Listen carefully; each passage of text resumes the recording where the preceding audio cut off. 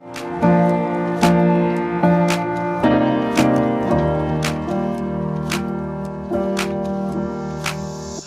जी, तो जैसे कि आपको पता है कि हमारी लारावेल की फुल कंप्लीट सीरीज चल रही है और उसके अंदर हम 2 सेशंस ऑलरेडी पढ़ चुके हैं, जिसमें हमने लारावेल का इंट्रोडक्शन देखा और दूसरे सेशन में हमने देखा कि लारावेल का फाइल स्ट्रक्चर, फोल्डर स्ट्रक्चर क्या होता है, और साथ ही साथ हमने ये भी देखा कि उसके अंदर हमारे पास क्या क्या, कौन कौन से पेजेस हैं और कहाँ कहाँ हमें काम करना होता है।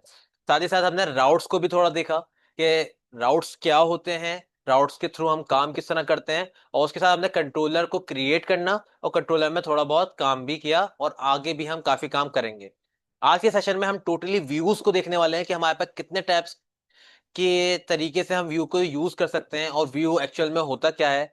साथ ही साथ हम ये देखेंगे कि जो लास्ट सेशन में मैंने बात करी थी कि हम ब्लेड टेम्पलेट यूज कर रहे हैं, तो इस ब्लेड टेम्पलेट का काम क्या है, और पीएचपी की जो काफी सारे फंक्शंस है जो कि हमें फ्रंट एंड पे दिखाने होते हैं, वो हम फ्रंट एंड में किस तरह दिखा सकते हैं। तो ये आइए शुरू करते हैं आज की क्लास को। Views in Laravel, what is view, how to make view, ये सारी चीजें हम देखने वाले हैं। How to make view with command line, call view from route and controller, make nested view and call, pass data in view, और how to know view exist और not. तो अगर मैं बात करूं तो व्हाट इज व्यू, तो जैसे कि आपको पता है कि a view is the part of the application that handles the presentation logic.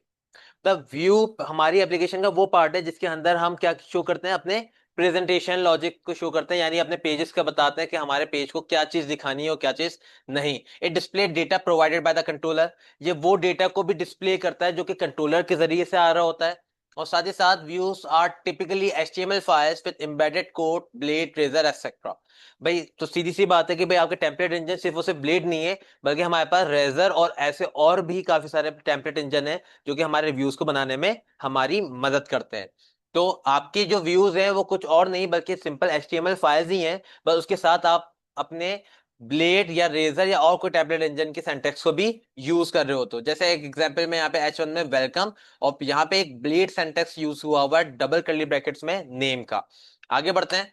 तो how to make a view, view बनाने के लिए a view in Laravel is responsible for displaying data to the user, typically contain HTML plus blade syntax stored in resources views। मतलब ये आपके कहाँ पे पाया जाता है, ये आपके रिसोर्सेज के फोल्डर में व्यू का एक फोल्डर है, उधर सारी फाइल्स होंगी, आपकी जितनी भी चीजें होंगी वो सारी यहाँ पर रखी जाएंगी। लास्ट सेशन में हमने एक फाइल और क्रिएट करी थी इंडेक्स की, और एक ऑलरेडी हमारे पास थी। दूसरी बात यह है कि हम ब्लेड टेम्पलेट यूज कर रहे हैं, टेम्पलेट इंजन यूज कर रहे हैं, तो हम यहाँ पे डॉट ब्लेड डॉट पीएचपी भी यूज करेंगे as a extension for our view file. Clear है?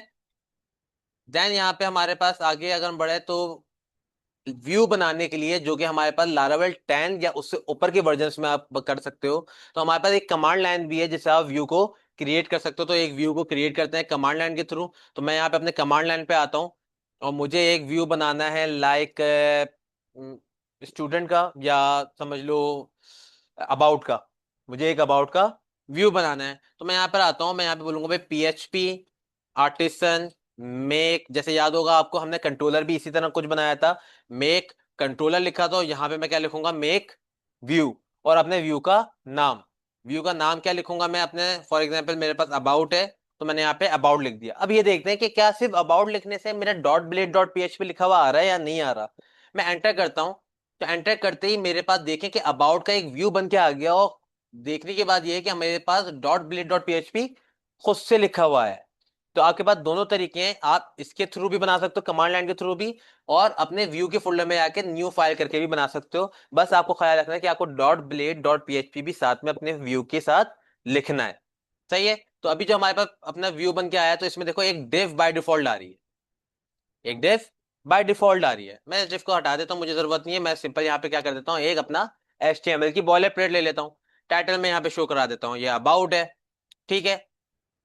अच्छा भाई, ये हमने क्रिएट कर लिया, और यहाँ पे क्या लिखा हुआ है कि आप मैन्युअली क्रिएट भी कर सकते हो रिसोर्सेज के अंदर व्यू के फोल्डर में अपनी फाइल को, विथ ब्लेड डॉट पीएचपी के एक्सटेंशन के साथ। अच्छा, अब व्यू को कॉल कराने के तरीके की बात करें तो व्यू को कॉल कराने के तरीके दो हैं।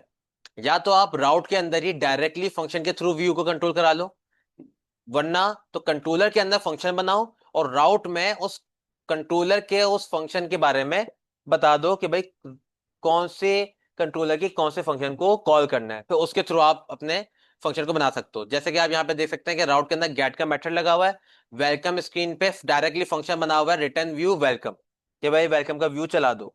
सही है। दूसरी जगह पे एक कंट्रोलर में फंक्शन बना हुआ है शो का। शो का पहले फंक्शन बनाया कंट्रोलर में, और कंट्रोल उसके अंदर व्यू करा दिया किसको, वेलकम को व्यू करा दिया। अब आए राउट पे, राउट पे गए, राउट पे बताया भी अगर मेरे यूआरआई में शो लिखा हुआ है, अगर मेरी यूआरआई में शो लिखा हुआ है तो योर कंट्रोलर यानी मेरे कंट्रोलर का नाम जिसके अंदर ये मैंने फंक्शन बनाया है उस कंट्रोलर में जाना जो कि एक क्लास है, उसके अंदर शो का फंक्शन चला देना, जो फंक्शन मैंने क्रिएट किया है वो फंक्शन चला देना। तो आपको मैं आज दिखाऊं, लास्ट क्लास में हमने ये दोनों ही काम किए। मैं कंट्रोलर में जाता हूँ अपने ऐप के अंदर, HTTP के अंदर स्टूडेंट कंट्रोलर के नाम से बना हुआ है। मैं इसके अंदर जाता हूँ तो मैंने यहाँ पे देखा कि मेरे पास एक फंक्शन क्रिएट है किसके नाम से, इंडेक्स के नाम से, और मैंने अपने व्यू कौन सा कॉल कराया हुआ है, इंडेक्स का। तो फंक्शन तो क्रिएट हुआ हुआ है। अब राउट पे जाते हैं, अपने राउट्स में आए, वेब डॉट PHP पे आए, तो आप यहाँ पे देख सकते हैं कि एक राउट मैंने वो बनाया है जिसमें डायरेक्टली फंक्शन में मैंने व्यू को कॉल कराया हुआ है। सही है। और एक फंक्शन मैंने, एक राउट ऐसा बनाया जिसमें मैंने कंट्रोलर को कॉल कराया, स्टूडेंट कंट्रोलर के इंडेक्स फंक्शन को, और उस फंक्शन में मैंने अपने राउट के बारे में बताया, अपने व्यू के बारे में बताया कि कौन सा व्यू दिखाना है। तो मेरे पास ये दोनों तरीके हैं कि मैं दोनों तरीके से व्यू को शो करवा सकता हूँ। बेस्ट प्रैक्टिस ये है कि आप कंट्रोलर के थ्रू करवाओ। बेस्ट प्रैक्टिस क्या है कि आप कंट्रोलर के थ्रू कराओ, राउट में सिर्फ और सिर्फ राउटिंग करवाओ कि भाई क्या यूआरएल, कौन सी यूआरएल पे कौन से कंट्रोलर के कौन से फंक्शन में जाना है। That's it. आपने इसके ऊपर फंक्शंस को क्रिएट नहीं करना। ये प्रैक काम करेगा, सही करेगा, लेकिन जाहिर सी बात है आपके फिर फंक्शन में और भी बहुत सारे काम होंगे, उसमें फिर आपकी वेब डॉट PHP की फाइल बहुत लंबी बन जाएगी। तो आपने सिर्फ और सिर्फ यहाँ पे सिर्फ राउटिंग रखनी है कि कौन सी यूआरआई पे कौन से कंट्रोलर के कौन से फंक्शन में जाना है, उस फंक्शन में सारा काम बताओगे। मैं ये दोनों चला के दिखा देता हूँ। जैसे अभी अगर मैं देखूं तो मेरे पास वेलकम वाला राउट ओपन हुआ हुआ है, वेलकम वाले पे वेलकम वाला पेज दिख रहा है। और अगर मैं इसको स्लैश पे लेकर आऊं यानी ब्लैंक पे, तो यहाँ पे मुझे मेरा होम पेज दिख रहा है, यानी मेरा इंडेक्स पेज दिख रहा है जो कि मैंने बनाया हुआ था। तो आप एक काम करते हैं, मैं एक राउट और क्रिएट करता हूँ किसके लिए, अपना अबाउट के लिए। तो मैं यहाँ पे आता हूँ, राउट लिखूंगा, get single quotation slash about. अगर मेरे यूआरआई में अबाउट लिखा हुआ है, कॉमा, स्क्वायर ब्रैकेट्स, तो मेरे स्टूडेंट कंट्रोलर में जाना, मेरे स्टूडेंट कंट्रोलर में जाना जो कि एक क्लास है, और उसके अंदर जाके कॉमा, कौन से फंक्शन में जाना, अबाउट के फंक्शन में जाना। अभी मैंने अबाउट का फंक्शन बनाया नहीं है, लास्ट में आपका सेमीकोलन लग जाएगा, एरर आपका गायब। अभी ये मैंने फंक्शन नहीं बनाया। तो आप देखो एरर्स किस टाइप के आते हैं। मैं यहाँ पे आता हूँ, स्लैश लिख के जैसे अबाउट लिखूंगा तो मेरे पास एरर देखना, एरर क्या आएगा, एरर को पहचानना सीखो। क्या लिखा हुआ है, call to undefined method about, कि स्टूडेंट कंट्रोलर में आपने अबाउट को कॉल करवाया हुआ और वो अभी क्या है, अनडिफाइंड है, यानी अभी क्रिएट नहीं किया गया। तो जो अच्छा भाई क्रिएट कर लेते हैं, तो मैं जिस कंट्रोलर में मैंने बताया है, बनाने को बोला है, मैं उसी कंट्रोलर में चले आऊंगा और यहाँ पे आके इसके अंदर एक फंक्शन बनाऊंगा, पब्लिक फंक्शन, जिस नाम से फंक्शन मैंने वहां पे कॉल कराया उसी नाम से फंक्शन बनाऊंगा, कर्ली ब्रैकेट एंटर, और रिटर्न करवा दूंगा। यहाँ पे बताऊंगा कौन से व्यू को रिटर्न करवाना है। रिटर्न में मैंने करा दिया अबाउट के व्यू को, अबाउट के व्यू को मैंने क्या करा दिया, रिटर्न। मेरे पास यहाँ पे ये येलो लाइन दे रहा है, क्यों, क्योंकि अबाउट इसको फाउंड नहीं हो रहा, लेकिन मैंने अबाउट का तो पेज बनाया हुआ है। तो भाई सीधी सी बात है, आपकी फाइल नेम बहुत ज्यादा जरूरी है आपके काम करने के लिए, ये केस सेंसिटिव है।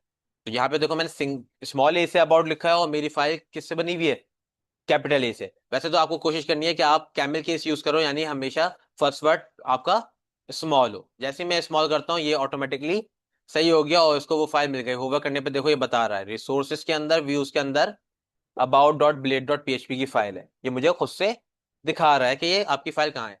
यहाँ पे आते हैं, सिर्फ इस पेज को रिफ्रेश करेंगे, मेरे पास ये देखो अबाउट का पेज आ गया, और ऊपर देखो टाइटल पे क्या लिखा हुआ आ रहा है, अबाउट लिखा हुआ आ रहा है।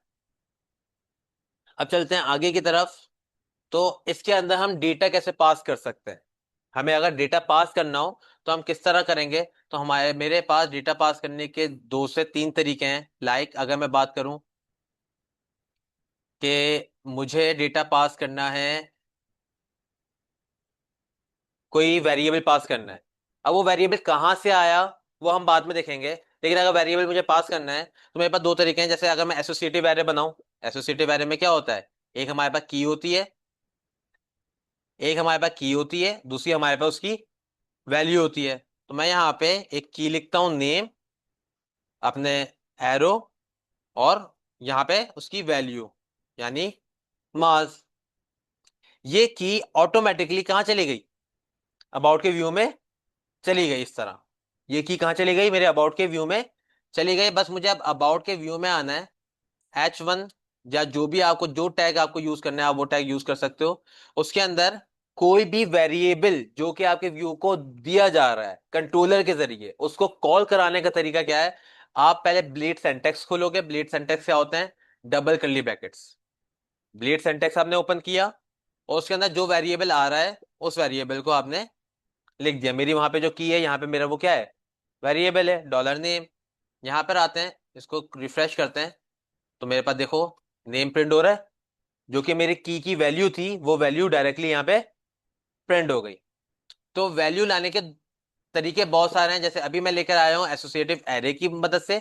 दूसरा मेरे पास तरीका है कंपैक्ट के थ्रू।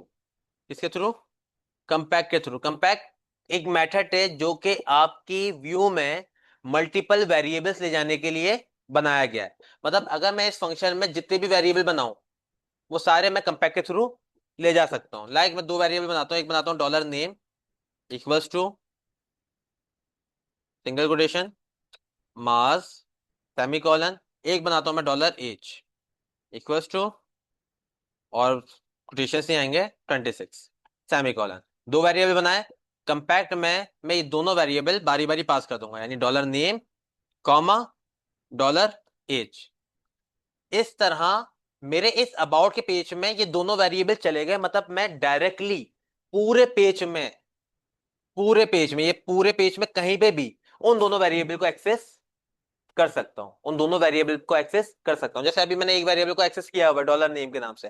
देखते हैं क्या वो चल रहा है या नहीं चल रहा। रिफ्रेश करते हैं तो मेरे पास एक एरर आ गया है कि भाई अनडिफाइंड वेरिएबल डॉलर मास के नाम से वेरिएबल नहीं है। चेक करते हैं क्या मैंने लिखा है इधर।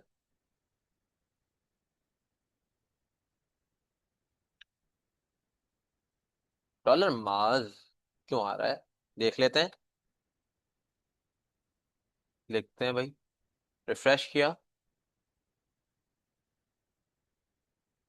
Name, refresh.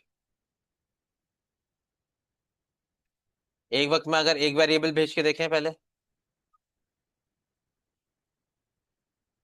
रिफ्रेश, नहीं सेम इशू है। देख लेते हैं क्या है भाई, क्यों इशू आ रहा है। मिस्टेक हो गई। मिस्टेक क्या हो गई कि जाहिर सी बात है जब मैं यहाँ पे कंपैक्ट का यूज करता हूँ तो कंपैक्ट में मैं कभी भी वेरिएबल को डॉलर के साथ नहीं लिखता। मुझे बस वेरिएबल का नाम लिखना होता है। मुझे सिर्फ क्या पास करना होता है, वेरिएबल का नाम। तो मैं इसको इस तरह सिंगल कोटेशन में सिर्फ वेरिएबल का नाम पास करूंगा। यानी मेरे डॉलर नेम है तो यहाँ पे मैं क्या लिखूंगा, सिर्फ नेम। और मेरे पास डॉलर एज है तो मैं यहाँ पे कैसे लिखूंगा, कॉमा लगा के सिंगल कोटेशन में एज। मैं यहाँ पे डॉलर पूरा का पूरा पास नहीं करूंगा, मैं नेम पास करूंगा, डॉलर वो खुद लगा देगा। कंपैक्ट का जो मेथड है वो डॉलर खुद लगा दे, मुझे सिर्फ क्या पास करना है, स्ट्रिंग में नेम। क्लियर है। जितने भी वेरिएबल बनाऊंगा चाहे वो एरे हो या वैल्यूज हो, वो डायरेक्टली मैं यहां से पास करा दूंगा अबाउट में। और अबाउट में मैं उसको एक्सेस कर लूंगा इस तरह डॉलर नेम के थ्रू। किसके थ्रू, डॉलर नेम के थ्रू। अब आते हैं भाई, रिफ्रेश करते हैं। अब ये मेरा चल गया, मार्क्स प्रिंट हो गया। मैंने एक वेरिएबल को आराम से पास करा दिया, जबकि मैंने दो वेरिएबल पास करा, अभी मैंने एज को यूज नहीं किया। तो आइए चलते हैं आगे की तरफ और देखते हैं कि हम लोग और क्या क्या कर सकते हैं रेजर व्यू में, यानी सॉरी हमारे ब्लेड टेम्पलेट में। तो मैं यहाँ पे एफ एस बी लगा सकता हूँ।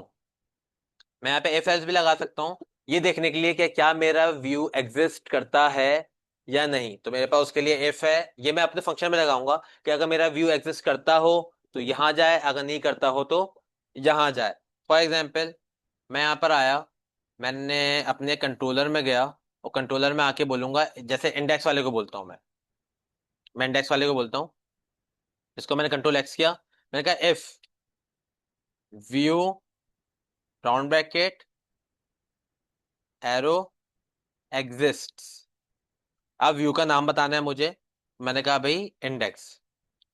अगर इंडेक्स के नाम से व्यू एग्जिस्ट करता हो तो भाई इंडेक्स पे चले जाना, तो फिर इंडेक्स पे चले जाना। एल्स अगर नहीं करता हो तो रिटर्न, और इसमें क्या लिखवा दूं, पेज नॉट फाउंड। रिटर्न में क्या करा दिया मैंने, पेज नॉट फाउंड। अगर ये इंडेक्स एग्जिस्ट करता हो तो इंडेक्स पे जाना, अदरवाइज पेज नॉट फाउंड। तो यहां पर आते हैं इंडेक्स। इंडेक्स वाला फंक्शन चल रहा कब रहा है, जब मैं क्या लिख रहा हूं, जब मैं ब्लैंक पे जा रहा हूं, यानी डिफॉल्ट पर। मैं यहां पर आता हूं, मैं इसको डिफॉल्ट करता हूं, एंटर करता हूं, तो मैं यहाँ पे होम पेज पे आ गया। इसका मतलब इंडेक्स एग्जिस्ट करता जब ही आया। अगर मैं यहाँ पे जो चेक करवा रहा हूं, क्या मेरे पास कोई होम के नाम से व्यू एग्जिस्ट करता है, होम के नाम से कोई व्यू एग्जिस्ट करता है, कोई व्यू ऐसा है जिसका नाम होम है, नहीं है। तो ये पहले चेक करेगा क्या होम है या नहीं। अगर होगा तो इंडेक्स पे जाएगा, और अगर नहीं होगा तो ये, तो मुझे पता है मेरा एल्स ही चलना है, तो देखते हैं एल्स चलता है तो क्या होगा। रिफ्रेश करते हैं तो मेरे पास क्या लिखा हुआ आ रहा है। बात समझ में आ रही है। तो इस तरह मैं व्यू को पहले चेक भी करा सकता हूं उधर जाने से पहले, कि क्या मेरा वो व्यू मौजूद है। अगर है तो यहां जाए, नहीं है तो अब मैं उसको कहीं पे भी भेज दूं, पेज नॉट फाउंड लिख दूं या किसी और व्यू पे ले जाऊं, ये मेरे ऊपर है। सही है कि भाई ये वाला व्यू नहीं है, आप कहीं और चले जाएं, या आप मेन पेज पे आ जाएं, एक्स वाई जी। इसके बाद मेरे पास क्या है, ब्लेड टेम्पलेट। अब ब्लेड टेम्पलेट को समझते हैं, हमारे पास ब्लेड टेम्पलेट क्या क्या कर सकता है। Blade is Laravel powerful templating engine, allow embedding PHP code inside view. आप व्यू के अंदर पीएचपी कोड को आराम से एम्बेड करा सकते हो, किसकी मदद से, ब्लेड टेम्पलेट की मदद से। File extension dot blade dot PHP, जो कि हम अभी डिस्कस कर चुके हैं, और इसकी लोकेशन कहाँ होती है, व्यूज का फोल्डर ही होता है, मतलब आपके जो व्यू की फाइल है वो ब्लेड डॉट पीएचपी के नाम से ही बनती है। और सिंटैक्स क्या है इसके, डबल कर्ली ब्रैकेट।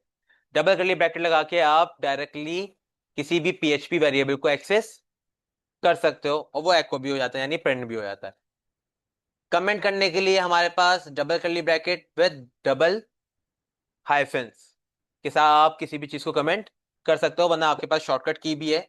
व्यू में मैं जाके आपको दिखा देता हूँ। अगर मुझे कोई चीज को कमेंट करना है तो मैं इसको मैंने सेलेक्ट किया और कंट्रोल के साथ स्लैश दबाया, तो देख सकते हैं कि वही सिंटैक्स आए जो कि मैंने वहां पे दिखाए हुए हैं, कि डबल कर्ली ब्रैकेट के साथ डबल हाइफन दोनों तरफ, तो वो चीज क्या हो जाएगी, कमेंट। और कमेंट क्या होता है, वो कोड लिखा तो रहता है लेकिन आपके शो नहीं होता।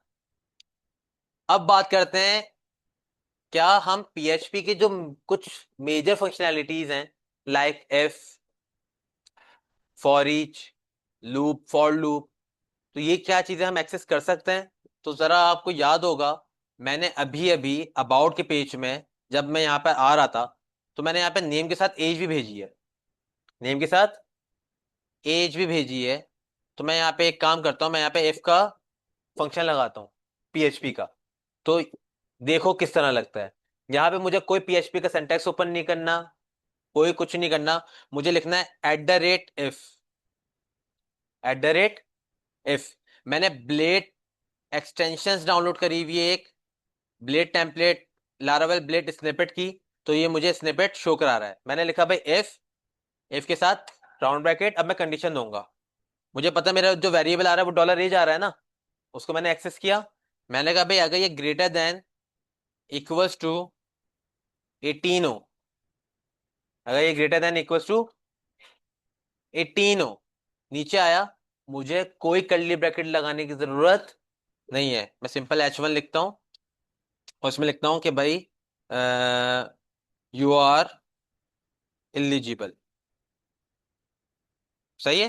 फिर अगर मेरा सिंगल इफ है, अगर मुझे सिंगल इफ करना है, मुझे एल्स नहीं बनाना, तो मैं यहाँ पे एंड इफ कर दूंगा। क्या कर दूंगा, एंड इफ, के इफ एंड हो गया, लेकिन मुझे क्या बनाना है, अभी तो एल्स भी बनाना है।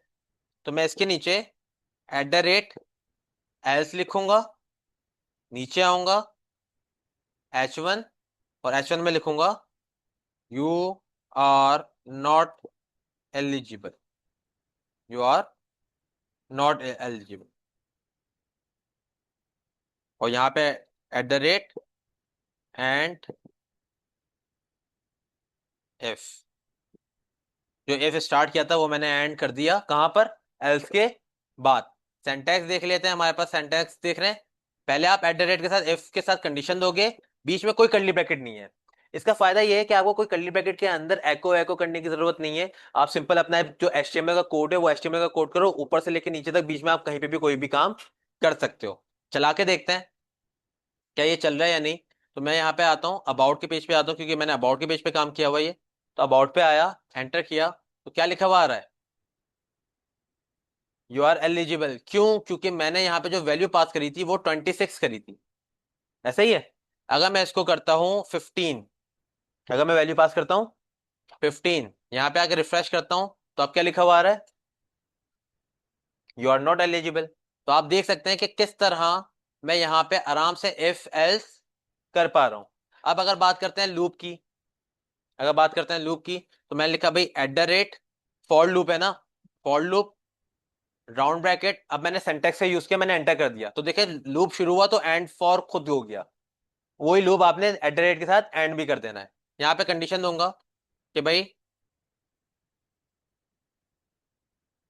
$i equals to 0, $i greater than equals to 5, मैं इसको इक्वल्स टू 1 कर देता हूँ, और साथ में $i प्लस प्लस, वही फॉर लूप का तरीका जो आपके पास है। और यहाँ पे मैं H1 में प्रिंट करा देता हूँ इंडेक्स या काउंटिंग, जो भी आपको चाहो, इंडेक्स लिखा। मुझे यहाँ पे आप वेरिएबल प्रिंट करना है ना, तो मैं डबल कर्ली ब्रैकेट्स ओपन करूंगा और यहाँ पे क्या प्रिंट कर दूंगा, $i। मुझे काउंटिंग चलानी है, तो जो भी $i है उसका ID 1 होगी, 2 होगी, नंबर जो काउंटिंग बढ़ती रहेगी वो यहाँ पे प्रिंट होता रहेगा। चेक करते हैं, रिफ्रेश किया, सॉरी कोई इशू है, देख लेते हैं। हमारा सिंटैक्स सही है, यहाँ पे आके चेक करते हैं।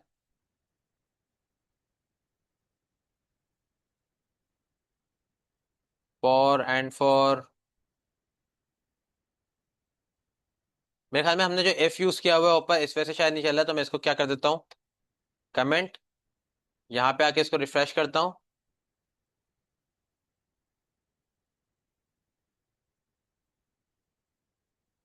एक सेकंड, मैंने कोई, अच्छा हाँ, नहीं, $i greater then, for loop कब तक चलता है, जब तक ट्रू होता है। जैसे ही फॉल्स होता है बंद हो जाता है। तो मैंने कंडीशन ही यहाँ पे गलत दिया ना, लेस देन इक्वल्स टू 5 करना था ना। जब तक $i less than equals to 5 है तब तक चले, क्योंकि आई पहले 1 होगा फिर 2 होगा, लेस देन 5 होगा ना, तो ट्रू आएगा, ट्रू आएगा तो लूप चलेगा। ये इफ का मसला नहीं था। इफ को मैं दोबारा से अनकमेंट कर देता हूँ और मैं आपको यहाँ पे चला के दिखाता हूँ। रिफ्रेश किया तो आप देख सकते हैं इंडेक्स 1 2 3 4 5, मेरा लूप भी चल रहा है, मेरा लूप भी चल रहा है। क्यों? असल में इशू क्या आया था, मैंने वहां पे कंडीशन गलत दे दी थी, वो स्टार्ट होते ही फॉल्स हो रहा था, इसलिए वो नहीं चल रहा था। लास्ट बट नॉट लीस्ट, हम एक चीज और यूज करते हैं, for each. For each array के लिए यूज होती है। तो मैं यहाँ पे क्या करता हूँ, मैं यहाँ पे कंट्रोलर में अबाउट में ना एक एरे पास करवाता हूँ। किस तरह? मैं बोलता हूँ $fruits इक्वल्स टू, और स्क्वायर एरे के फंक्शन में या स्क्वायर में एरे, और इधर मैं फ्रूट्स पास कर देता हूँ, जैसे मैंगो और ऑरेंज, लास्ट में ग्रेप्स। 3 फ्रूट्स पास कर दिए मैंने। और इस एरे को मैं यहाँ पे कॉमा लगा के ले जा सकता हूँ, हाँ ले जा सकता हूँ। मुझे बस क्या करना है, कॉमा लगाना, सिंगल कोटेशन लिखना है, और यहाँ पे उस वेरिएबल का नाम लिख देना है। ये सिर्फ क्या करना है, वेरिएबल का नाम लिखना है, फ्रूट्स। अब मुझे यहाँ पे अबाउट में आना है, eight the rate for each. आप चाहो तो एंटर करके इसका सिंटैक्स भी यूज कर सकते हो, लेकिन मैं खुद बना के आपको दिखाता हूँ। फॉर ईच लिखा, राउंड ब्रैकेट। अब जो एरे होता है पहले आप वो लिखते हो, यानी $fruits जो वहां से आ रहा है, एस $fruit, जिसमें आप कन्वर्ट करते हो, ठीक है। फिर मैंने उसको पी के टैग में प्रिंट करवा दिया। किस तरह? कि भाई जो जो फ्रूट्स है ना, यानी जो डॉलर फ्रूट है वो क्या हो जाए, बस प्रिंट हो जाए बारी बारी। और जब मेरा काम खत्म हो जाए यानी लूप खत्म हो जाए तो मुझे एंड में क्या करना होगा, डॉलर एंड फॉर ईच।